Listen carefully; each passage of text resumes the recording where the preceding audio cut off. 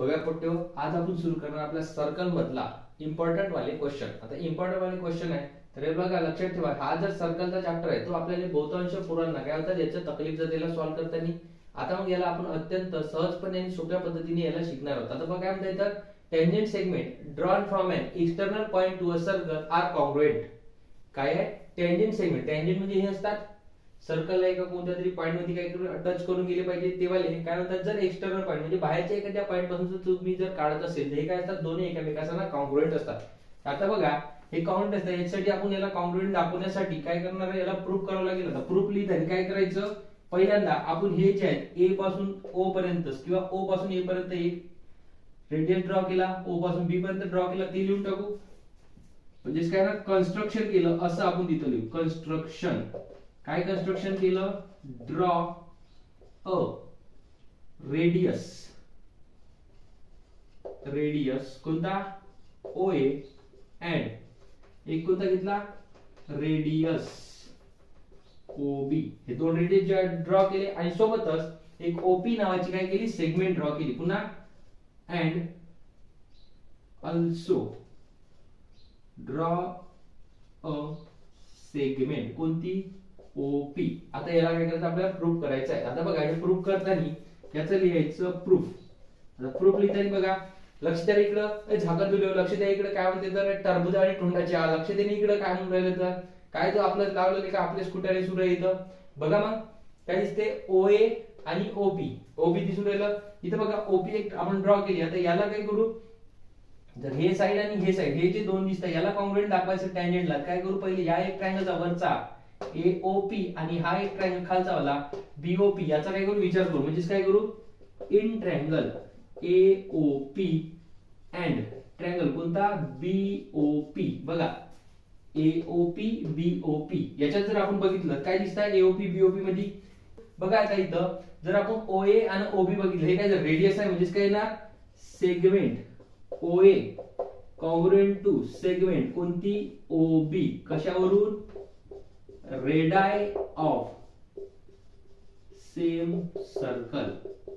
काय ते एका सर्कलची रेडियस आहे म्हणून. आता बघा रेडियसचं अनेक वचन काय होणार रेडाय, अशा प्रकारे आपण लिहू शकतो रेडाय ऑफ सेम सर्कल. त्यानंतर समोर बघा आज जर बघितलं तुम्ही हे दिसतंय, हा बघा इथं अँगल आहे, इथं एक अँगल आहे हाय 90 डिग्री, हाय 90 डिग्री होणार. आता मग काय येणार अँगल कोणता O A P congruent to angle कोणता ओ बी पी. कशावरून इज इक्वल टू दोन्ही किती 90 डिग्री. कशावर लिहिणार तुम्ही जर माहित असेल तर लेखो, तुम्हाला आठवण असेल तर टँजेंट थेरम. कोणता थेरम होता तो टँजेंट थेरम. टँजेंट थेरम नुसार हे काय असते 90 डिग्री असतात. सोबतच पुन्हा बघा आता ही जी ओपी आहे या ट्रायंगल मध्ये कोणती दिसते सेगमेंट ओपी, ओपी ते स्वतः सोबतच कॉन्ग्रुएंट आहे, एकटीच आहे segment OP congruent to segment कोणासोबत ओपी. कशावरून कॉमन साइड, दोघांमध्ये काय आहे ते कॉमन साइड आहे म्हणून. आता जर बघितलं आपण एक साइड पकडली, एक अँगल झाला, एक साइड झाली म्हणजे काय झालं, देअरफॉर तुमचा ट्रायंगल कोणता एओपी कॉन्ग्रुएंट टू ट्रायंगल कोणता बीओपी. कशावरून हायपोटेन्यूज न्यूज side test. Hypotenuse side test वरून काय झालं ते कॉन्ग्रुएंट झालं. आता जर तुमचे दोन ट्रायंगल जर कॉन्ग्रुएंट होत असतात तर याचे जे करस्पॉन्डिंग साइड असतात त्या काय असतात कॉन्ग्रुएंट असतात. करस्पॉन्डिंग साइड बघा याची पहिली आणि तिसरी जर घेतो म्हणलं एपी घेतो म्हणलं त्याचे काय केलं आपले बीपी घ्यायला लागेल. देअरफॉर काय असतात मग एपी कॉन्ग्रुएंट टू किंवा साइड एपी म्हणू आपण किंवा सेगमेंट म्हणू. Segment AP congruent to segment कोणासोबत पहिला तिसरा घ्यायचा बीपी.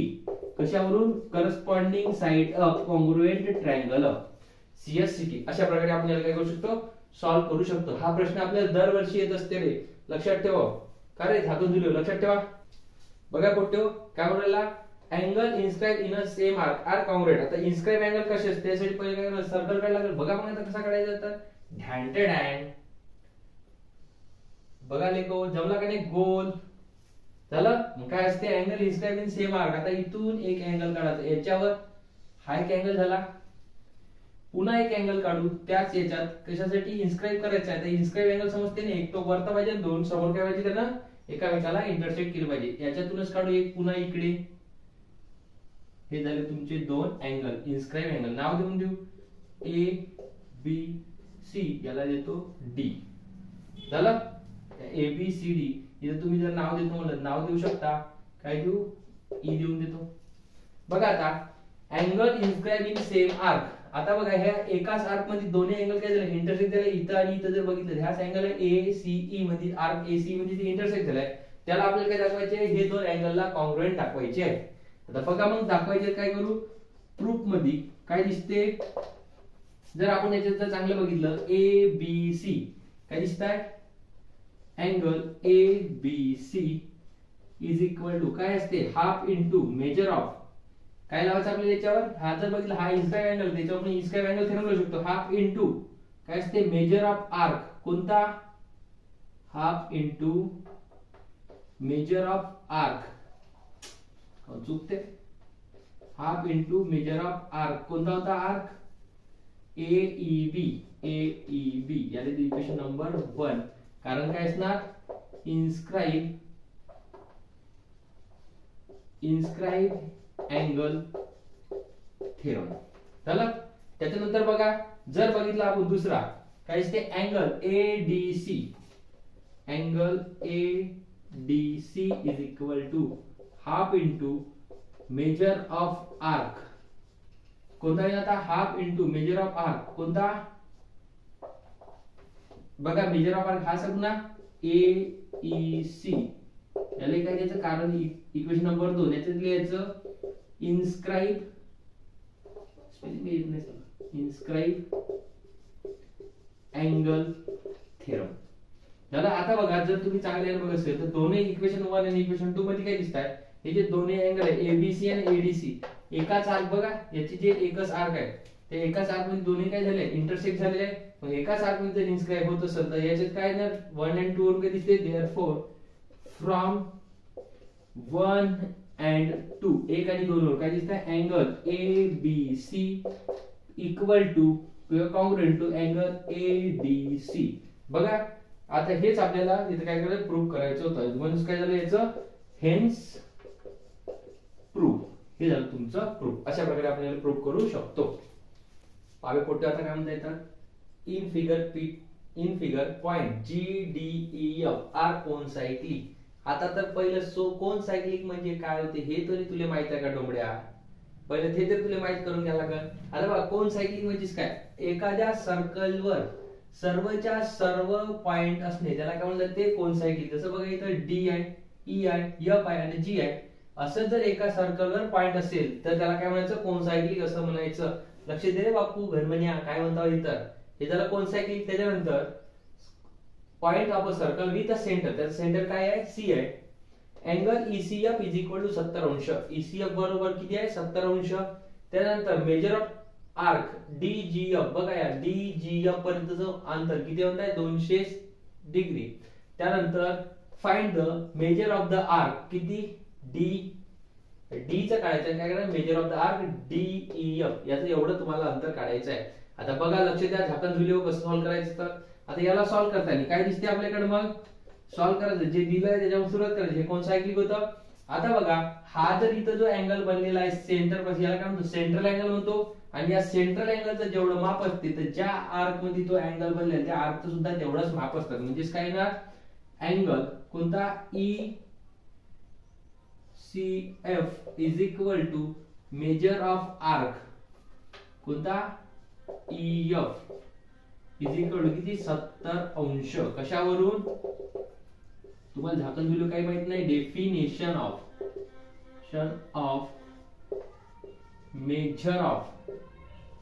मेजर ऑफ कोणता आर्क, मायनर आर्क.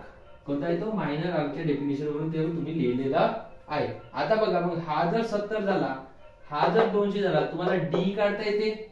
मग काय असणार, देअरफॉर काय तुमचं measure of arc DE plus measure of arc, कोणता, measure of arc EF plus measure of arc कोणता दिला आपल्याकडे DGF. या तिघाची जर बेरीज केली बघा DEF आणि DGF जर बेरीज केली पूर्ण सर्कल बनला इज इक्वल टू मग पूर्ण सर्कलचं माप किती 360. कशावरून मेजर ऑफ कंप्लीट सर्कल कारण लिहिलं गेल्याचं मेजर ऑफ सर्कल सर्कलचं माप असते 360. आता बघा मग ज्याचे त्याची व्हॅल्यू दिली ते टाका. डी किती काढला आताच काढलाय 70. सॉरी डी आपण काढलेलं आहे. डी लक्षात ठेवा मेजर ऑफ डी सॉरी बघा मग आता काय करायचं मेजर ऑफ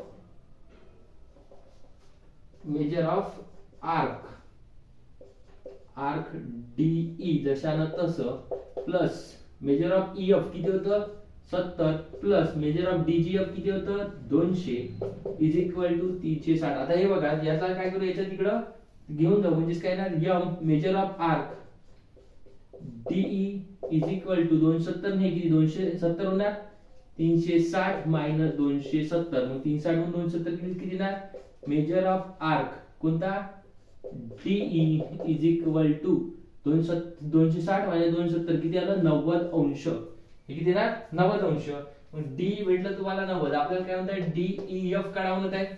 बघा मेजर ऑफ आर्क D तर मिळाला. आता नंतर काय DEF. आता DEF म्हणजे काय याची बेरीज आहे म्हणजे काय ना देअरफॉर मेजर ऑफ आर्क कोणता DE plus measure of arc कोणता आहे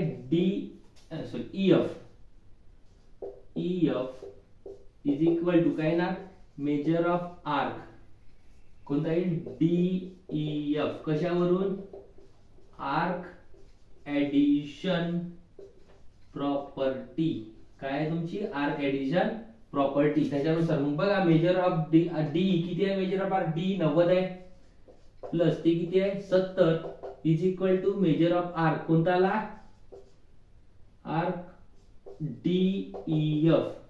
तर मेजर ऑफ आर्क DEF आलं किती येणार मग 90 आणि 70 160 म्हणजे काय येणार therefore measure of arc DEF is equal to 160 अंश.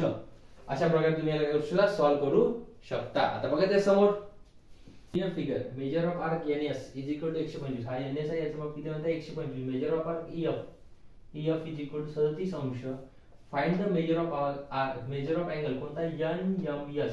आता बघा असा जर प्रॉब्लेम दिसला याची ओळख काय असते तुम्हाला हे तुमचे जे आर्क असतात त्याचे माप देऊन राहते एक अँगल काढायला होतं. आता समजायचं असा जर दिलं असते तर हे काय आहे समजायचं तुमचे जे दोन आर्क आहे किंवा दोन हे जे तुमचं दिसते कॉर्ड हे काय झाले बाहेर कोणत्या तरी पॉइंटला इंटरसेक्ट झालेले आहे. लक्षात घ्या एक असतं आपल्याकडे एक्सटर्नल डिव्हिजन ऑफ कॉर्ड म्हणजे काय theorem of external division of chord. एक असते इंटरनल डिव्हिजन ऑफ कॉर्ड पण हा एक्सटर्नल डिव्हिजन ऑफ कॉर्डचा थेरम नाहीये किंवा हा तुमचा जो आहे एक्सटर्नल डिव्हिजन ऑफ कॉर्डचा थेरम नाहीये एवढं लक्षात ठेवायचं. जर एक्सटर्नल डिव्हिजन कॉर्डचा जर थेरम असता त्याच्यात काय असतं इकडल्याचा गुणाकार असता याच्यात तो लावायचा नाही. जर गुणाकार असतात काय केलं असतं या कॉर्डचे माप दिली असती तुम्हाला याच्यात कॉर्डचे माप नाही दिले काय दिले आर्कचे माप दिलेत. मग आर्कचे जर माप दिलेत एवढं समजायचं की हे जे कॉर्ड आहे काय झाले बाहेर एकमेकाला डिवाइड किंवा इंटरसेक्ट झाले एवढं सांगता येईल. म्हणजे काय दिसते मग बघा कॉर्ड कोणता तुमचा EN and chord FS intersect outside the circle at point कोणता पॉइंट आहे M पॉइंट जो इंटरसेक्ट झाला असं आपण म्हणू शकतो. पण हे theorem of external division of chord नाहीये. Theorem of external division of chord साठी काय लागते इथं तुम्हाला याचे या बाजूचे माप दिले असते इथं बाजूचे माप नाही देत. या प्रश्नामध्ये काय डायरेक्ट आर्कचे माप देतात. मग काय असणार देअरफॉर काय असते मग अँगल कोणता काढायचा तुम्हाला NMS इज इक्वल टू हा फॉर्म्युला आहे हाफ इनटू मेजर ऑफ कोणता आर्क कोणता या मोठा वाला म्हणजे कोणता NS minus major of arc कोणता हा छोटा वाला म्हणजे कोणता EF. असा हा तुमच्याकडे काय फॉर्म्युला आहे. आता या फॉर्म्युल्याच्यात सॉल्व्ह करायचं. बघा मग NMS काढायचं आहे तर हाफ जशान तसं काय दिसते मेजर ऑफ आर्क NS चे माप किती होतं 125 मायनस EF चं माप किती आहे तुमच्याकडं 37, 125 मायनस 37 अंश. जर तुम्ही काढतो म्हणलं किती येणार याचं हाफ इंटू 125 मधून 37 गेले जवळपास 88 राहिला. मग 88 ला जर डिवाइड केलं किती येऊन राहिलं इथं 44 अंश. अशा प्रकारे तुम्ही याला सॉल्व्ह करू शकता. Angle NMS is equal to 44 अंश. एवढं लक्षात ठेवायचं. आर्क दिसलं म्हणजे हा एक्सटर्नल डिव्हिजन आहे, पण एक्सटर्नल डिव्हिजन ऑफ कॉर्ड वाला थेरम नाही आहे. एवढं लक्षात ठेवा. तुमचे आर्क एक्सटर्नल डिवाइड होत आहे. ठीक आहे. आता बघा असं सेम टू सेम असते एक याच्यात तुमची फिगर. आता या फिगर वरून काय म्हणताय बघा. आता जर आपण याच्यात बघितलं in a figure PQ is equal to 6. आता बघा PQ किती आहे म्हणताय 6 आहे. त्याच्यानंतर QR is equal to 10. Q पासून इथपर्यंत अंतर 10 आहे आणि PS इज इक्वल टू 8. काय फाइंड करा म्हणताय TS. आता जर बघितलं बघा मगाशी म्हटलं होतं थेरम ऑफ एक्सटर्नल डिव्हिजन कसं असते ते बघा. आता ज्याच्यात तुम्हाला हे कॉर्डचे असे माप देऊन राहील काय म्हणतात ज्या डायग्राम मध्ये किंवा प्रश्नाने तुम्हाला जर असे कॉर्डचे माप दिले तर तो थेरम समजा theorem of external division of chord करायचा आहे. Theorem of external division of chord. आता हा theorem of external division of chord काय असते लक्ष दे. झाकण झुल्या मग तुला तिथं पेपर मध्ये का ओळखता येत नाही. मग तू इथं टाइमपास करत बसशील. याच्या सूत्राकडे त्याच्या सूत्राकडे पाहत राहशील. म्हणून इकडे लक्ष दे. काय म्हणते मग theorem of external division of chord काय दिसताय काय म्हणते मग देअरफोर काय म्हणताय तुमचं देअरफोर काय TS इज इक्वल टू आपल्याला दिलेलं आहे. मग PQ इज इक्वल टू किती दिलेलं आहे 6. QR इज इक्वल टू किती दिलेलं आहे 10 आणि काय दिलंय PS इज इक्वल टू किती दिलंय 8. काय करा म्हणताय TS इज इक्वल टू तुला माहित नाहीये. मग आता लक्ष दे डोंबऱ्या TS इज इक्वल टू माहित नाही तर हा आहे तुमचा कोणता theorem of external division of chord. आता theorem of external division of काय म्हणते therefore according to theorem of external division of chord external division of chord. आता मला एवढं तर माहिती आहे डोबड्या का तुले हा थेरम पहिलं तर माहित नाही. एवढं तर मला एवढं कन्फर्म आहे का तुले हा थेरम माहित नाही. जेव्हा तुला मास्टर शिकवत होता तेव्हा तू आपल्या उगावच्या कारभार सुरू होत्या. मग तुला हा थेरम पुण्या मातीतला माहित आहे ना. बघ आता काय म्हणते theorem of external division of chord काय म्हणतो या P पासून तर सर्वात शेवटी या T चा काय असते P इंटू T इंटू कोण SP is equal to PR into कोण घ्यायचा QP घ्या नाही तर PQ घ्या QP. आता बघा जे माहिती त्याच्या वेळेला का PT माहित आहे का नाही त्याला ठेवा जशानं तसं PT ठेवला जशानं तसा गुणिला SP माहित आहे किती आहे 8 गुणिला 8 बरोबर PR. बघा हा PR याच्यापासून बनलेला म्हणजे PR जे आपल्याला PR बरोबर RQ प्लस काय लिहिता येणार QP. हा दोघा मिळून बनलेला आहे इंटू QP किती आहे तुमच्याकडं 6. बघा ज्या ज्या व्हॅल्यू आपल्याकडे त्या त्या टाकत न्या.